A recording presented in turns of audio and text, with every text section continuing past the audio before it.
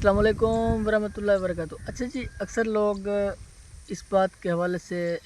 Discussion करते हैं कि हराम से कैसे बचा जाए, हराम गोश्त से खाने से। होटलिंग करते हैं या किसी भी हवाले से बाहर से गोश्त लेकर आते हैं घर पकाने के लिए, तो कैसे मालूम हो कि ये हराम है या हलाल है, और हमें इस चीज़ का कैसे कन्फर्म होगा। तो इसके हवाले से मैं आज आसान सा एक फार्मूला आपको बताता हूँ। ये आप जहन में फ़िट कर लें और इस पर अमल करना शुरू कर दें, तो इंशाल्लाह आपको कभी भी ना तो गधा खाने को मिलेगा, ना ही आपको कोई हराम जानवर आपको खिला पाएगा। उसकी सादा सी मिसाल ऐसे है कि आपने आज से ऐद कर लेना है कि अगर आप रिज़्क़ के अंदर कहीं भी हराम की आमेज़ करते हैं, कम तोलते हैं, या झूठ के ज़रिए, रिश्वत के ज़रिए, बदعنवानी के ज़रिए पैसे इकट्ठा करते हैं, हेरा फेरी के ज़रिए हराम माल इकट्ठा करते हैं, तो कोशिश करें आज से ही आपने एक तहिया कर लेना है कि आपने हराम माल इकट्ठा नहीं करना, हराम से आपने हत्तल वसा बचना है। अगर आप हराम से बचेंगे और हलाल माल कमाएंगे अपने बच्चों के लिए भी, अपने लिए भी, तो आप जब भी कभी कहीं होटल पे जाएंगे तो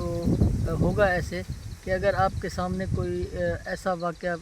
पेश आ जाता है कि कोई गधे का गोश्त रख देता है या कोई मुर्दा जानवर का गोश्त पका हुआ आपके सामने रख देता है, तो आपको हराम की एक स्मेल आएगी, हराम की एक बू आएगी, जिससे आपको ये कन्फर्म हो जाएगा कि ये हराम है, ये कोई गधा है या कोई मुर्दा जानवर है। तो इस हवाले से इसके लिए शर्त यही है कि आपने सबसे पहले हराम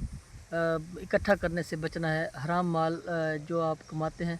उससे आपने बचना है, आपने सिर्फ हलाल की तरफ तवज्जो देनी है। अब जब आप हलाल माल कमाएंगे तो फिर ज़ाहिर बात है, अल्लाह पाक का एक कानून है, जो हलाल कमाता है उसको हलाल ही खिलाया जाता है, और जो हराम कमाता है उसको फिर हराम ही खाना पड़ता है। तो इस हवाले से जितने भी लोग होटलिंग करना चाहते हैं या घरों के अंदर गोश्त लाना चाहते हैं और गोश्त के बहुत ज़्यादा शौकीन हैं और गोश्त छोड़ भी नहीं सकते, तो उनके लिए बेहतरीन हल ये है कि वो हलाल कमाएँ। हलाल जब आप कमाएँगे तो आपको फिर किसी भी हवाले से डरने की ज़रूरत नहीं है, किसी भी हवाले से घबराने की ज़रूरत नहीं है, क्योंकि हलाल के अंदर बरकत इतनी है, हलाल के अंदर ताकत इतनी है कि वो फिर हराम की पहचान आपको करवा देगा। तो इस हवाले से तमाम दोस्तों से अपील है, रिक्वेस्ट है कि जो भी लोग हराम के अंदर इन्वॉल्व हैं, हराम कमा रहे हैं, तो फिर उनको हराम खाना पड़ेगा, तो लिहाजा कोशिश करें हलाल कमाएँ। जब आप हलाल कमाएँगे तो फिर कभी भी आपको ना गधा खाना पड़ेगा, ना मुर्दा जानवर का गोश्त खाना पड़ेगा, ना ही जो आजकल जो इश्यूज़ आ रहे हैं इसी तरह के इशू पेश आएंगे। शुक्रिया, जज़ाकल्लाह।